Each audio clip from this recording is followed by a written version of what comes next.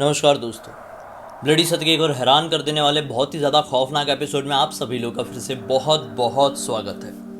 दोस्तों, आज के इस एपिसोड में हम लोग जानेंगे बैताल पीड़ा की एक ऐसी अजीबोगरीब दुर्घटना की सच्ची कहानी के बारे में जिस सुनकर आप लोग के रोंगटे खड़े हो जाएंगे। दोस्तों, अगर आप लोग भी इंटरनेट के सस्ते ज्ञान के ऊपर पूरी तरह से आधारित रहते हैं, पूरी तरह से डिपेंडेंट रहते हैं, तो आप लोग घबराने लगेंगे। इंटरनेट का कोई भी आर्टिकल पढ़कर उसके ऊपर अमल करने से पहले 50 बार सोचने लगेंगे। कंफ्यूजन हो रहा है हमेशा की तरह, है ना? आइए शुरू से शुरुआत करते हैं। जानते हैं राजीव नाम के एक ऐसे लड़के की कहानी जो कि एक लड़की से बेहद ज्यादा प्यार करता था। अरे इतना ज्यादा प्यार करता था, इतना ज्यादा प्यार करता था कि उसकी गर्लफ्रेंड की जब शादी कहीं और फिक्स हुई और उसकी गर्लफ्रेंड ने उस शादी के लिए हामी भर दी, तो राजीव ने खुद के घर पे अकेले में फायर लगा के खुद की खुशी कर ली। अब इस बात से पूरे गांव वाले बहुत ज्यादा घबरा गए। उत्तर प्रदेश का ये छोटा सा गांव था। अब उसकी ये ऐसे करके मृत्यु हुई थी तो गांव के लोग क्या बात करने लगे। भाई, छोटा गांव था तो वहां पे कई बार कुछ अलग अलग धारणाएं लोगों के मन में होती है।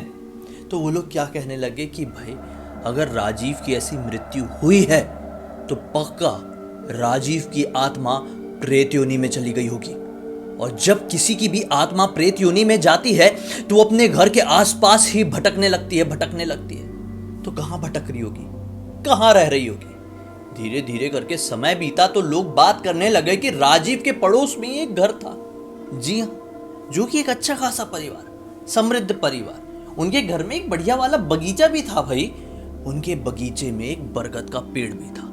लोग कहने लगे कि राजीव की आत्मा कहीं और नहीं बल्कि अपने बगल वाले उस पड़ोसी के घर के उस बरगद के पेड़ में रहने लगी है। क्योंकि जब भी कोई भी इंसान उस पड़ोसी के घर के सामने से गुजरता तो उसे नेगेटिविटी फील होती। अब जिनके घर में ये बरगद का पेड़ था वो लोगों को भी इस पेड़ के आसपास से अजीबोगरीब सूर्यास्त होने के बाद स्मेल आने लगी। कभी ये स्मेल कुछ जलने की होती, कभी ये स्मेल कुछ सड़ने की होती। कभी इन लोगों को ऐसा लगता कि रात होने के बाद ये लोग अपने घर के अंदर एंटर कर रहे हैं कहीं बाहर से आके, तो कोई इनके कान में खुसफुसा रहा है, कोई पीछे से कुछ ऐसी हवा मार के जा रहा है। किसी के ना होने के बावजूद भी इन लोगों को कई बार किसी के होने का एहसास होता था। ये लोग भी घबराने लगे। गांव वाले भी इनके घर के आसपास आने से कतराने लगे। सारे लोग इनसे बिल्कुल जो कन्नी काटना होता है ना वो करने लगे। तो इन लोगों को ऐसा लगा कि भाई, ये सब जो कांड हुआ है, राजीव यानी कि हमारे पड़ोसी ने जो हरकत किया है उसमें हमारी क्या गलती है? गांव वाले हमसे क्यों नाक चढ़ाने लगे हैं? उसकी गलती की वजह से क्यों हमसे लोग कन्नी काटने लगे हैं? तो इस बात का बुरा ना इस घर में एक प्रशांत नाम का लड़का रहता था, उसको भी बहुत लगा, और प्रशांत के बड़े भाई निशांत को भी बहुत लगा। निशांत थोड़ा उम्र में बड़ा था, यही कोई 26-27 साल का। अब निशांत घर में जो भी बोलता था तो उसकी बात मम्मी पापा सब लोग मानते थे, क्योंकि बड़ा बेटा था। जो कह रहा होगा सच ही कह रहा होगा, समझदारी वाली बात ही कर रहा होगा, क्योंकि वो थोड़ा मैच्योर्ड था बाय नेचर। तो निशांत ये काफी टाइम से नोटिस कर रहा था कि गांव वाले हमसे बिना मतलब का बैर पाल रहे हैं बाजू वाले पड़ोसी की फालतू की हरकत की वजह से। क्यों? क्योंकि हमारे घर पे सिर्फ एक बरगद का पेड़ है, इसीलिए। अब भाई, निशांत और इसे घर वाले ये बरगद का पेड़ तो कटवा नहीं सकते थे ना, नहीं कटवा सकते थे। कैसे? इतना पुराना कोई भी इंसान अपने बरगद का पेड़ कटवा देगा यार? इन लोगों ने भी नहीं कटवाया। लेकिन इन लोगों ने सोचे कि क्यों ना कुछ ट्रिक निकाली जाए जिससे शायद वो राजीव की आत्मा अगर सचमुच में हमारे बरगद के पेड़ में आकर बैठती है तो उससे पीछा छूट जाए। तो निशांत क्या किया, अपना लैपटॉप निकाला और रिसर्च करना शुरू कर दिया। लगभग 10 दिन की रिसर्च के बाद उसे क्या पता चला कि भाई, अगर जहां पर भी आपको नेगेटिविटी फील होती है आपने वहां पर लोबान जलाना शुरू कर दिए तो नेगेटिविटी वहां से दूर भागने लगी। लोबान, आप लोगों ने इसके बारे में मेरे वीडियो में कई बार सुने भी होंगे पहले, और कहीं भी सुने होंगे। लोबान एक ऐसी सुगंधित चीज होती है जिसको जलाने के बाद बहुत सारा धुआं निकलता है, बहुत अलग सी और बहुत ही अच्छी स्मेल भी आती है। लोग बोलते हैं कि लोबान की स्मेल पॉजिटिविटी को अट्रैक्ट करती है, पॉजिटिव एनर्जीज को अट्रैक्ट करती है और नेगेटिव एनर्जीज को दूर भेजती है। तो जब निशांत ने ये चीज पढ़ा तो वो काफी ज्यादा एक्साइटेड हो गया और बोला कि चलो, इतने दिनों से शायद जो हमारे बरगद के पेड़ में राजीव की आत्मा आकर बैठती है प्रेत बन चुकी है, लोगों को नुकसान पहुंचाने की कोशिश करती है, हमको पता नहीं क्या खुशफुसाने की कोशिश करती है, उससे पीछा छूटेगा। ये शहर जाता है और ढेर सारा लुभान लेकर अपने घर पर आ जाता है। डिसाइड किया हुआ था कि रोज लुभान जलाऊंगा, जैसे सूर्यास्त होगा बरगद के पेड़ के नीचे बढ़िया लुभान जलाकर छोड़ दूंगा। कुछ भी निगेटिविटी आकर बैठती होगी, अरे भाई राजीव का प्रेत आकर बैठता होगा तो भाग जाएगा, वापस से हमारे घर का रास्ता नहीं देखेगा। हमने क्या किया, हमारी क्या गलती, हम तो साला जानते भी नहीं थे ठीक से, बिना मतलब के हमारे पीछे पड़ गया। बस इसी चक्कर में आज शाम को पहली बार इसने लुभान जलाया, फिर जलाया, अरे फिर जलाया। जब जलाते जलाते जलाते पूरे 14 दिन हो गए तो 15वें दिन से जब अमावस की रात आई हुई थी, पता नहीं क्यों इसका बहुत कंधा दुखने लगा। निशान का बहुत ज्यादा कंधा दुख रहा था, इतना ज्यादा कंधा कि इसे कुछ समझ में ही नहीं आ रहा था। अब ऐसे करते करते 2 दिन और बीते। 2 दिन और बीते तो निशांत को उल्टियां होना शुरू हो गई। कंधा भी दुख रहा है, उल्टियां भी हो रही है, चक्कर आ जाता है, 2 कदम चलता है तो गिर पड़ता है। बहुत खराब सी कंडीशन होने लगी, बहुत खराब। डॉक्टर्स को दिखाया गया, किसी को कुछ समझ में नहीं आया, लेकिन लुभान जलाने वाली प्रथा खत्म नहीं हुई थी। निशांत बार बार अपने घर से किसी को फोर्स करता, बोलता कि मैं तो उठ नहीं पा रहा हूं, आप जाके लुभान जला के आ जाओ, वरना वो राजीव की आत्मा, राजीव का प्रेत वापस से हमारे पेड़ में आके बैठ जाएगा। वापस से गांव वाले हमारे घर के बारे में, हमारे बगीचे के बारे में, हमारे इतने पुराने प्यारे पेड़ के बारे में उल्टी सीधी बात करने लगेंगे। तो निशांत के बोलने पर उसे घर वाले भी लुभान जला देते भाई वहां। इधर रोज लुभान जलता, इधर रोज निशांत की तबीयत और ज्यादा खराब होने लगती। किसी को कुछ समझ में नहीं आता कि ऐसा क्यों हो रहा है। अब जब जरूरत से ज्यादा तबीयत बिगड़ गई, नॉर्मल डॉक्टर से इलाज समझ में नहीं आया, तो इसे बड़े शहर में ले जाया गया। बड़े शहर यानी कि प्रयागराज में इसे ले जाया गया तो क्या पता चला भाई कि इसको हो चुका है लकवा। लकवा मतलब एक्चुअली जो रियल वाला लकवा अटैक था, ये उसी दिन आया जब ये लोग प्रयागराज के उस हॉस्पिटल में पहुंचे थे। अब कंडीशन बहुत खराब, ये अपने बिस्तर से उठ ना पाए तो क्या कर पाएगा भाई, किसी भी चीज को करने में सक्षम नहीं। उम्र में इतना कम था तो घर वाले बड़े घबरा गए कि ऐसा क्यों हुआ है। काफी समय तक इसकी दवाई चली, घर पे भी आया। अब घर पे आया तो घर में निगेटिविटी बढ़ती चली गई भाई। निगेटिविटी ऐसी कि इनके घर का जो बिजनेस था वो भी ठप पड़ने लगा। यहाँ पर राजीव उठ नहीं पा रहा था, प्रशांत की पढ़ाई में अच्छे नंबर्स नहीं आ पा रहे थे। मतलब सिचुएशन दिन दुगनी रात चौगनी तरीके से खराब होती चली गई इस परिवार की। जैसे कि मानो लुभान जला के इन लोगों ने पॉजिटिविटी को नहीं, निगेटिविटी को अट्रैक्ट कर लिया था।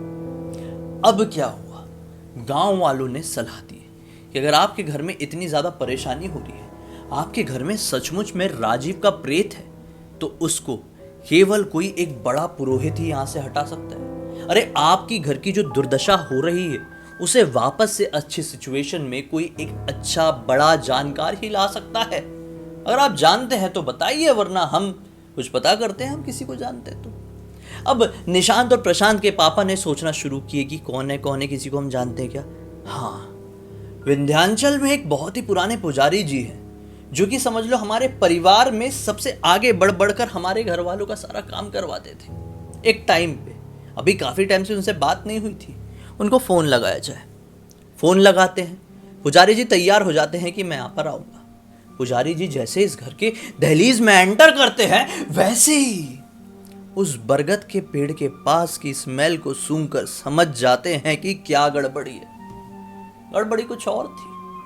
बाबा जी के जैसे ही पैर पड़ने के लिए लोग आते, बाबा जी बोल देते हैं कि बेटा यहां पर वेताल पीड़ा है, जिसे तुम एक मामूली सा प्रेत, एक मामूली सा भूत या मामूली सी आत्मा समझ रहे थे। ऐसा कुछ भी नहीं है। तुम्हारे घर में एक बुरी नजर पड़ चुकी है खौफनाक वेताल की, जो कि इस घर से एक ना एक जान लेकर जाएगी ही। तुमने उसको ललकारा है, तुमने उसको बिना मतलब बेवजह परेशान किया है। अब ये लोग परेशान हो गए भाई, हमने क्या परेशान कर दिए, हम तो सीधे साधे से लोग हैं, मामूली से लोग हैं, कुछ करते ही नहीं थे। अब बाबा जी बोलते पता करना पड़ेगा। अगर तुम लोगों को पता नहीं है तो मुझे ही अपने जो भी आराधना है, जो भी अनुष्ठान है, उसकी मदद से पता करना होगा। अब बाबा जी की बताई हुई सामग्री प्रशांत जल्दी जल्दी दुकान से लेकर आता है। शाम के समय ही बाबा जी अपना पूरा उनके पूजा घर में सब कुछ लगाकर बैठ जाते हैं। हवन वगैरह शुरू होता है। लगभग 1.5 घंटे बाद बाबा जी अपनी आंखें खोलते हैं। आंखें बंद करके लगातार कुछ मंत्र पढ़े जा रहे थे और बोलते हैं कि देखो, तुम्हारे घर में जलाया गया था लुभान, मुझे इतना समझ में आ रहा है, खुशबू समझ में आ गई, मुझे आ गई। लुभान जलाया जाता था एक पेड़ के नीचे, जो बरगद का पेड़ था, काफी पुराना, 100-150 साल पुराना पेड़ था तुम्हारे घर का। ये लोग बोलते हैं हाँ बाबा जी। बाबा जी बोलते बस तुमने बेवजह उस पेड़ के नीचे लुभान जलाई। तुम्हारे उस पेड़ में एक बैताल का साया था, वो किसी को भी नुकसान नहीं पहुंचाता। अरे किसी को भी कुछ भी नहीं करता, वो आज से नहीं था, वो काफी समय से था यार, काफी पुराना था। तुमने बेवजह लुभान जलाकर उसे परेशान किया। लुभान जला के तुम लोगों को क्या लगता है कि तुम लोग बस ऐसे लुभान जलाओगे और कोई भी खतरनाक आत्मा, कोई भी खतरनाक बेताल, कोई भी खतरनाक प्रेत डर के भाग जाएगा? ऐसा नहीं होता।